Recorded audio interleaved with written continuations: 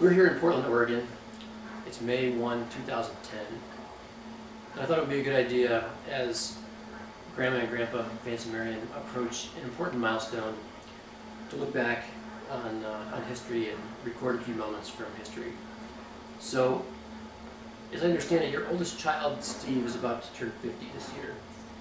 17 days from today, you will have a 50-year-old child, which you probably never thought possible. Hard to believe. All right, and Eric will be 48 in 11 days. I'm 46. So together your kids will be about 144 together. So that's pretty big.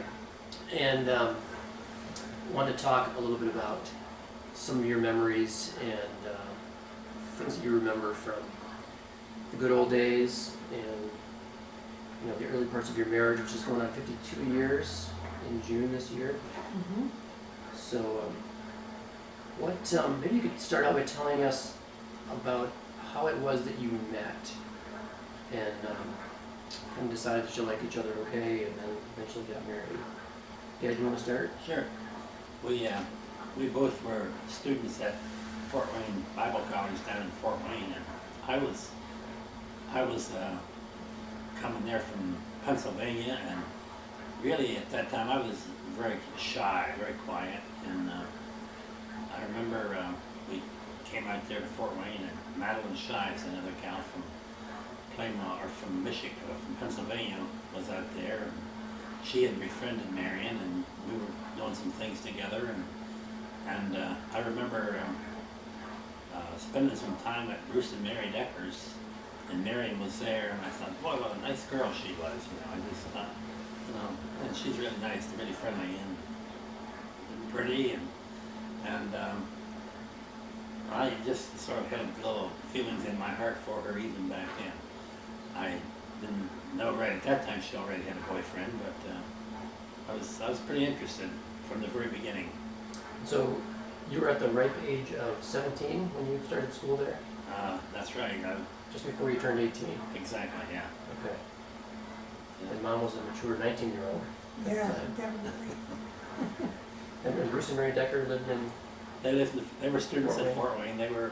Bruce was a cousin of my mother's, so it was Okay. part of the family. We knew them from Pennsylvania. Okay, so she had a boyfriend. But apparently they didn't stop you, so what happened after that? Well, I kept us on a slow track for quite a long time, for a year anyway. Actually, the first date we had, I think you could call that a date, was at a Valentine's party. Halloween party. Or Halloween party. And we went to a Halloween party that the school had sponsored down at one of the parks there.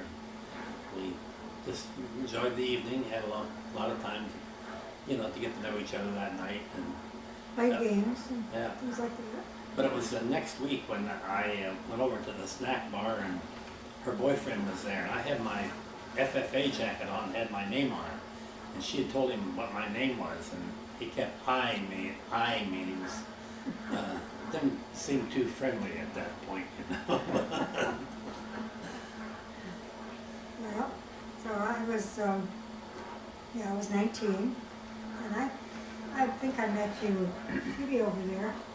Then I used to see you in the supper line. We'd line up to go to supper, and because he was a lot of fun and just easy to talk to, and I just liked him. There was just something easy and natural about him. And he was a farm boy, like I was a farm girl. So I would kind of watch for where he was sitting at supper time, so I could maybe sit at the same table. And I found out later he did the same thing, and find out where I was sitting. And we wouldn't necessarily sit next to each other, but sometimes across from each other, and sometimes we couldn't get to the same table. But we did just get to know each other a little bit better, and just enjoyed each other's company. And then there was a girl named Betty Jo who invited several of us over to her house in Ohio. on Sunday afternoon. Was it Sunday afternoon? On Sunday, yeah. Yeah, okay. anyway, we went over there and her parents used to buy houses, and I guess they flipped houses, didn't they? Early flippers. Early flippers way back then. And they would fix up a house and then sell it. They would live in it, while they were fixing it up. So we were at one of those homes, and we went to see another house that they were talking about buying, or that they had done. I'm not sure which it was. A bunch of us were in the back of a pickup truck, and the wind was cold. And so Vance sat behind me and held my coat up around my ears. And I thought that was pretty neat. It was nice closeness, close enough for that time. I have to back up a little bit on that story because we went to school in '53, and we were there for 1 year, and then Marian dropped out for the first semester of the second year, and when she came back the second year in January, then we became a little bit more interested, and that's when we made the trip over to Ohio, and found out we were a little bit more than just casually interested. At that point, that's when I snuck my first kiss. We were driving back to Fort Wayne, and one of the other guys was driving, and I was sitting in the middle, and Vance was on the outside in the front seat. And the sun got in my eyes, so I kind of leaned my head over on his shoulder and shut my eyes so I could keep the sun out of my eyes. Quaily. Quay, right. Very quaily. And after a while, I felt this peck on my forehead. Yeah. And she kind of snuggled up, and I knew it was okay, so that was a big encouragement. I had broken up with my boyfriend by that time. You unloaded him. Yeah, I had. Alright. So then, time proceeded, you were both in school there, Mhm. and then, so that was 55 this year, that really January when she came back. Right. And then the next fall, I went into nurses training at Lutheran Hospital, which was a few blocks away. And was there for 3 years. And at that time, they didn't allow the students to get married. They did say during the last 6 months of our training, we could get married with permission. So I think we finally got permission. Yeah, got permission, we got married in June, and Marian graduated in August of that year. So you were a few months ahead of time. Yeah. Mhm. And then Dad, you were at Fort Wayne Bible at that time still? Yeah. I was at Fort Wayne Bible College. I went out there in '53, and then the next summer I went back to Pennsylvania to work, but then after that I never went back to Pennsylvania for work. I always worked in Fort Wayne, worked in construction mostly in the summertime, and then in the wintertime I'd work at Lincoln Life or wherever else I could find work. Selling fruit juice, Yeah. like that. I still remember whenever I left home for college, I had $238 in the bank. And that's what I had to start with. Mom and Dad would have helped me if they could. They didn't have any money, so it was pretty much work my way through. And that's what I was able to do. So then, so 1958 rolled on. Mom, you guys got married in June, Mhm. and then you finished nursing school in August of that year. Right. And then Dad, were you still in school then? You were done then? I graduated in June, 6. June the 6th, and we got married on the 7th. And Marian was still in school until the end of August. Yeah. So then, tell us about the wedding and honeymoon a little bit. That was interesting.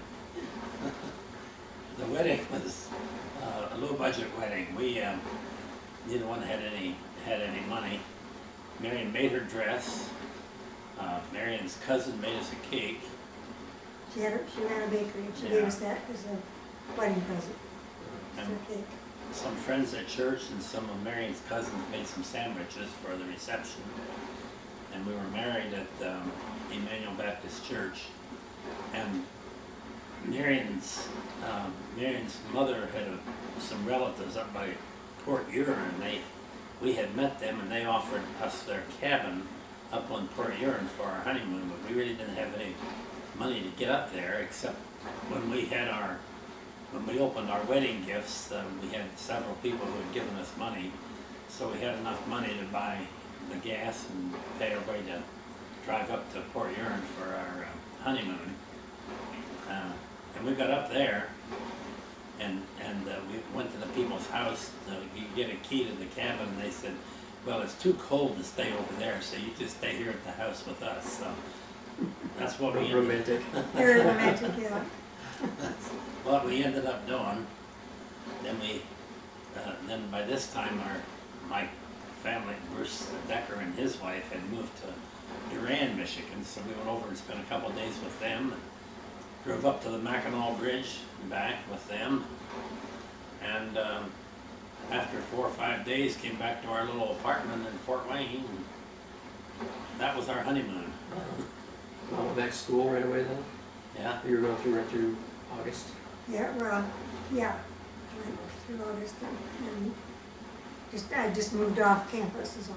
I'm still doing, have the same kind of a schedule. To work and learn and study. And then after that, Vance's dad called and he said that they needed a pastor at their little church out there in Pennsylvania. And wanted to know if we would come out, and Dad could be the pastor there. And so, I don't know who had the decision to make. We didn't candidate like some people do now.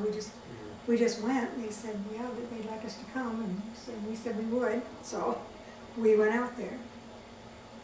And we were there, what, 2.5 years? yeah.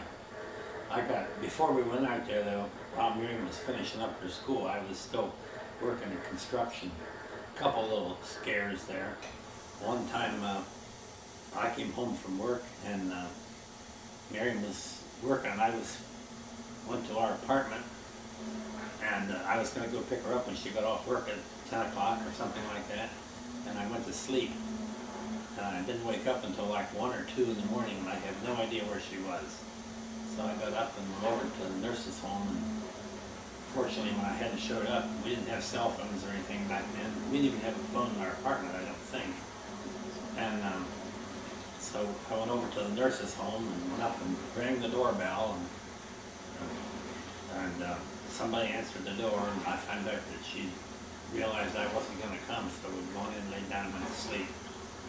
But the other time that was a little bit, wasn't scary, but I was working construction, and we were lightning had struck a schoolhouse out in the country there in Fort Wayne, and hit the chimney and knocked off, the chimney was 65 feet high, and it split it down about 20 feet. And me and another guy went out there to tear that chimney down so we could rebuild it. It was a windy day, and that soot was just blowing all over. And we finished our job that day and got it leveled off. And I got in the car to go pick up Marian, and she comes out of the hospital with her white gown on, and she opened the car door, and she stepped back and she just laughed and laughed and laughed because I was totally black. Completely black from My face was black. All she could see was my white teeth. So, It took three tubfuls of water with Tide detergent in it to get him clean. dirty job. Yeah, it was funny. but that was our summer. Then well, I should say when we moved into that little apartment, it was kind of funny. The first night we got there, we realized we didn't have any dishes. So I went down to the drugstore and bought a set of blue dishes that had 4 plates and 4 cups and 4 saucers. We had them for a long time, but you know, we didn't start off with very much. So that apartment, was that in, like when you went back to the church in Pennsylvania, where was that apartment? Well, that apartment was in Fort Wayne. Oh, okay, that was the Yeah, Fort Wayne that's apartment, right. okay. Yeah. Yeah. And where'd you live when you went back to Pennsylvania? Well, when we went back there, we stayed at Mom and Dad's for just a very short time. And then there was people that owned a Christmas tree farm, and they had a house that they only used when they came to cut the Christmas trees, so we were able to rent that house for most of 1 year. And then they decided that they wanted to have the house accessible anytime.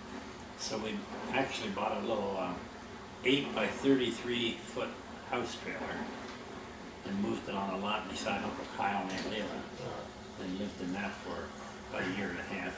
Is that the same house where Kyle and Leila lived for Right. years? Still Mhm. there. Still, Yeah. and Leila still lives Kyle, there. yeah. And that's where we lived when Steve was born. Okay. So that's why Leila remembers Steve so well, I think. 'Cause Yeah. she was there when he Yeah, came he was along. there. Okay. Huh. So was that the Sidling Hill Church where you were serving as pastor? Yeah, Okay. that was our home church, Siding Hill. It was called the Siding Hill Congregational Christian Church then. Uh-huh. So 2.5 years there puts you into 61-ish, right? Mhm. 61, and then what was the next stage? So you had Stephen 60 while you were living in Pennsylvania. Mhm. By the time Eric was born in 62, I know you were in Michigan. Yeah, So how Dad, did that happen? well, Dad had gone back to school at Chippensburg State Teachers College to get a degree in teaching. And he had started there, and he decided he wanted to move back to Michigan. Well, my mom died in 61. And actually, we had decided to move back there anyway, so he could go to Western and finish his training for teaching. Because I had talked about that, it was a good teacher's college. And so we went back in January to see about it and check into it. And my mom died in March, so that same year. So after he was accepted at school and we'd gone back there, we moved back in, was it June? I think it was. Yeah, we moved back there in June and lived with my dad, and Jack was there too, for about a year. Was it a year? Just about. Yeah, about a year, while he went to school. And then we moved into an apartment in Plainwell, Cushman. on Cushman Street, right? Yes. Just a couple houses down from Harding's Market, which was nice. We could run down there and get stuff, if I forgot to get something. And we lived there for a year. And then we moved over on Hicks Avenue. See, Eric was born while we lived there. Cushman? Yeah, in Cushman. Yeah, he was. Yeah. He was born there. And then we moved over to Hicks Avenue, and you were born while we lived there. And that was in 1964. I think we were there for, what, about 4 years. Well, let's see, Steve was, you were going into kindergarten when we moved out into the country. Yeah, so that was, That would have been 69. That's about right. yep, 69, right before I started school, we moved out to Right. 105th Avenue. And the boys would ride the bus. Oh, Paul, stop. Okay. We'd ride the bus into school.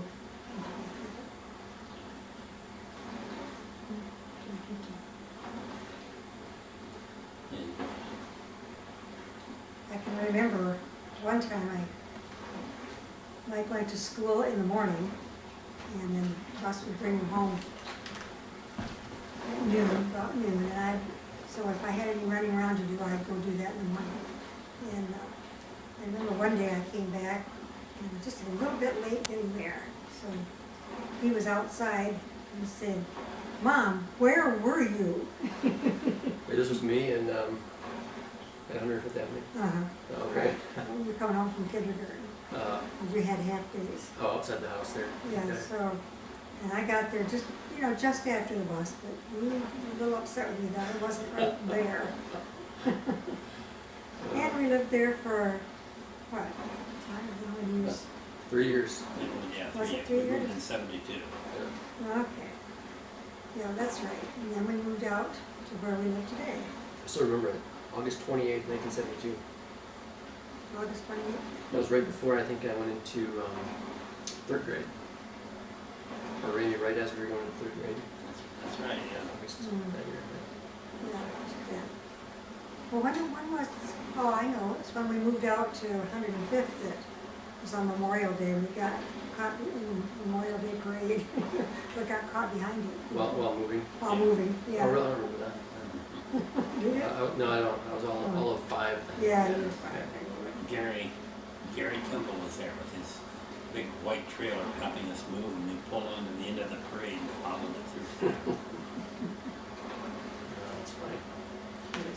Yeah, so 72 to 2010, so it's 38 years this year that you've been in the house on 4th Street, right. which has been the main house where everyone's, the grandkids now. Mhm. So, 52 years almost of marriage coming up here. Would you have any advice for people on, or the keys to a long marriage? What would you say are those keys? Let's see. There's gonna be discussion, there's gonna be disagreements, there's gonna be times when you don't see things the same way, but you always realize there is a solution, and sometimes it's just listening to each other, sometimes it's being patient, but sometimes it's an action word. Love is an action word. I've always heard that say. You know, it's for us. It's been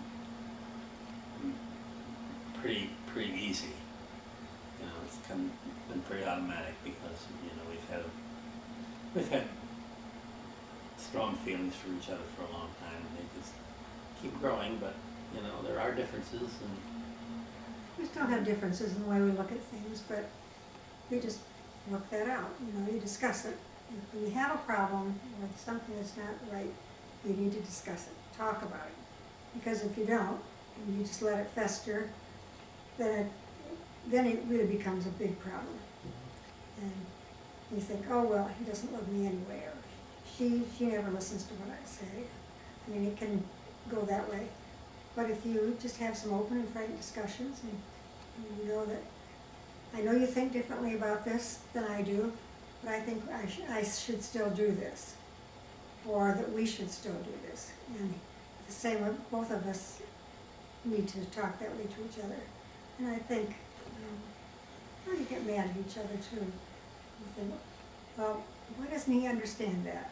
And of course, when you're tired, we both usually work pretty hard at home, and when we were working away from home.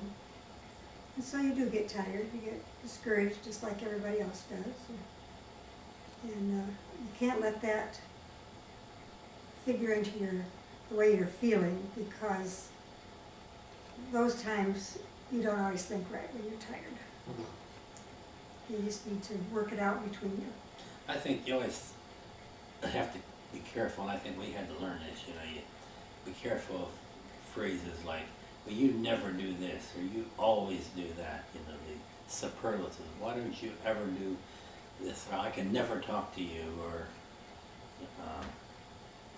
I think you just kind of have to be careful about those kind of phrases, even when you feel like saying it, You don't want to close any doors Yeah. that way. Right. You pay attention to how the other one does feel about things. And each of us has our legitimate reasons for why we think a certain way or feel a certain way, because of the background that we come from. And so we both, each partner has a lot to learn about the other one. Mm-hmm. After you're married, you think you know all about them, but you don't. And so we are complex individuals, and there's always some little thing that might trigger a response that's different from what you expect, or a way of thinking that's different from what we've always thought that they would think. Mm-hmm. And I think too, sometimes hard times really draw you close together. And of course, one of the hardest times we faced was when Marian got the cancer, and we had to go through that together. And, she's the one that suffered from from the disease and all the pain that went with it, but when something like that happens to one or the other of a couple, you both hurt, you both suffer, and yet when she had that, I had times when I was really low, really feel low. I knew she was feeling bad, and I think, now what can I do? And, I tried to look for ways I could be helpful to her and be an encouragement to her. Hey, But it does a lot to draw you together. Hard times like that. that was a tough year. We're recording some memories now. Like, you can come sit with us. if you want to. Yeah, you can. At least come sit in my lap for a second and say hi to the camera. Hello, Obama. Hi, buddy. Yeah. So, Natalie, you guys Hi sit to the camera. Just that right here. So, Natalie, we're talking Grandma and Grandpa are approaching their 52nd year of marriage, the end of the 52nd year of marriage. We're capturing some interesting memories from the good old days. Want to say hi to the camera again? Hi to the camera. Okay. All right. See you later. Come here. This is one of the reasons why we enjoy life so much. Hi to the camera. Goodbye. Our family is really important to us, and that's one of those things that every day we pray for them individually, for our sons and their wives and their children. And they're also different from one another. It's just like we were different from each other, but they're all different from one another and all so special to us. It's wonderful. We just love it when we can visit with them. And we do too. And now we finally have a beautiful day here Yes. in Oregon. Yes. We've experienced the Oregon rains Mm-hmm. for about a week and a half. Yeah. Now it's better. Now it's sunshiny. I wanted to talk to you about the, you guys have always had some interesting stories about how things were done in the old days between growing up on a farm in the 40s in Pennsylvania, or growing up in Michigan, in the countryside in 40s and 50s.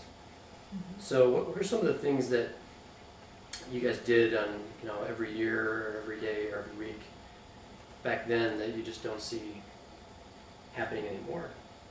Different activities that you had to do on the farm, or Well, life was a whole lot different for us back then. I was just thinking, one of my earliest memories is when I was probably, our house burned down when I was in second grade, so I would have been 7 years old. But even before that, my dad would take us, myself and Marvin, out when he went out to pitch hay onto the wagon. We didn't have a hay baler or a hay loader, but we'd rake up the hay in piles, and then Dad would throw it in the wagon, and he'd put us up on the wagon to tramp the hay down so we could get more on.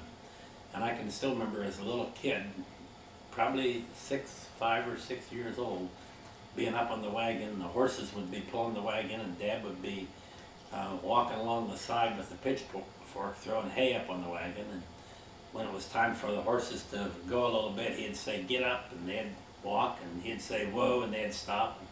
He'd throw more hay on, and then it was our job just to tramp it down so we could get more on. And I can sort of remember that. I also remember a lot of times, a lot of the stuff that my mother would do, to can. And one of the things she used to do was make tomato juice and put it in bottles. We had a capper that we'd use to cap the bottles with, and we kept it in a cave across the road from the house. We didn't have a basement or anything like that, but we had an old cave over there that we'd keep our canned stuff in so it wouldn't freeze. And I can remember once in a while I'd go out there and snitch a bottle of that tomato juice and take it up behind the barn and find a nail sticking out someplace where I could prop the lid off and drink it, because that was a treat to get a bottle of tomato juice. But I remember one time when when we had a pump handle that was frosty one morning, and I decided to lick the frost off the pump handle, and my tongue got stuck to it, and I jumped, and I don't know what all happened, but anyhow I pulled it away and I hurt my tongue, skinned my tongue on the pump handle. And so whenever I'd get a pain like that, sometimes I'd use that as a little crutch to pry a little bit more tomato juice from my mother, and I'd say, well, can I have a bottle of tomato juice, you know? And she was feeling sorry for me, so she said I could. And she didn't tell me that if I drank tomato juice on that sore tongue, that would not be a good experience, but I learned that in a hurry. Salty tomato juice on it. Yeah. Yeah.